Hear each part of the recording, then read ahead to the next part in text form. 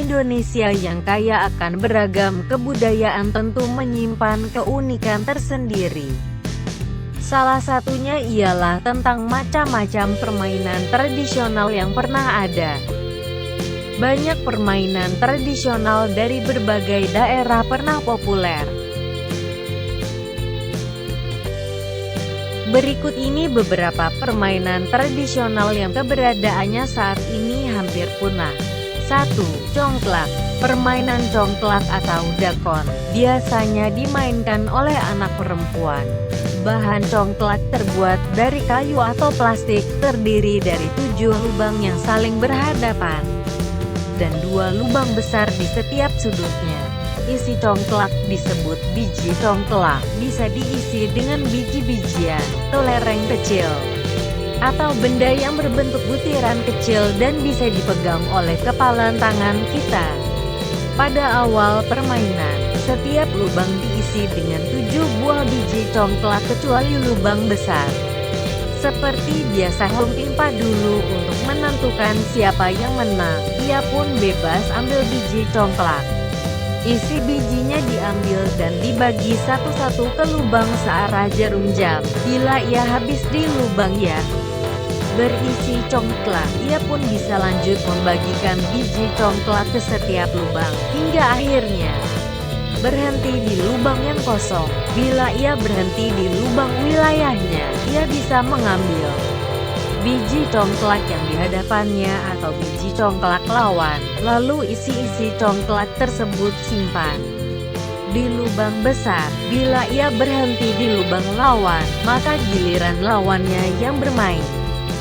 Seperti itu sampai tidak ada congklak tersisa di lubang-lubang kecil.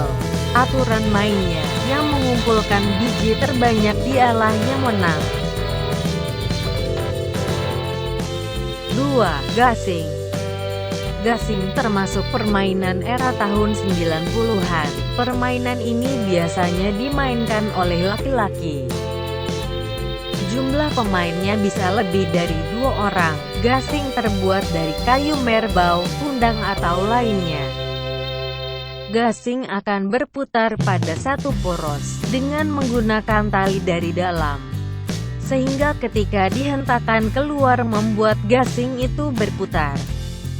Aturan mainnya, biasanya gasing diadukan dengan gasing lawan, dan gasing yang berputar lebih lama dialah yang menang.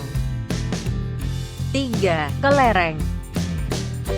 Kelereng adalah permainan tradisional yang cukup populer di kalangan anak laki-laki. Jumlah pemainnya 2-5 orang. Kelereng terbuat dari kaca atau tanah liat dan berbentuk bulat.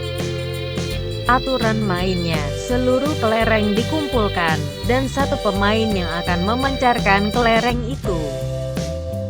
Pemain akan terus bermain sampai kelerengnya tidak menyentuh kelereng lawan.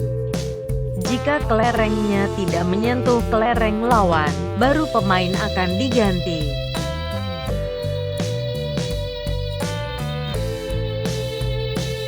4. Petak umpet. Permainan ini tidak hanya digemari di Indonesia. Permainan ini bisa dilakukan oleh lebih dari 2 orang.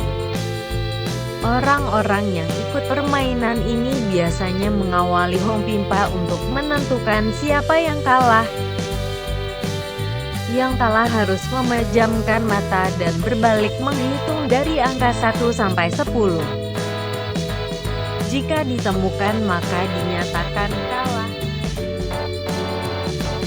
5. Egrang.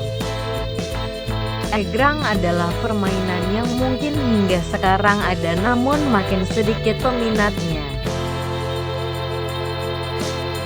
Permainan ini membutuhkan tongkat dan tumpuan kaki yang lebih tinggi dari tanah.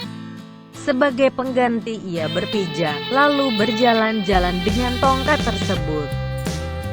Walau dalam permainan ini tidak ada kalah dan menang, namun para pemain biasanya mempertahankan keseimbangannya agar tidak jatuh. 6. Lompat tali. Permainan ini umumnya disukai anak perempuan dan melibatkan 3-10 orang anak.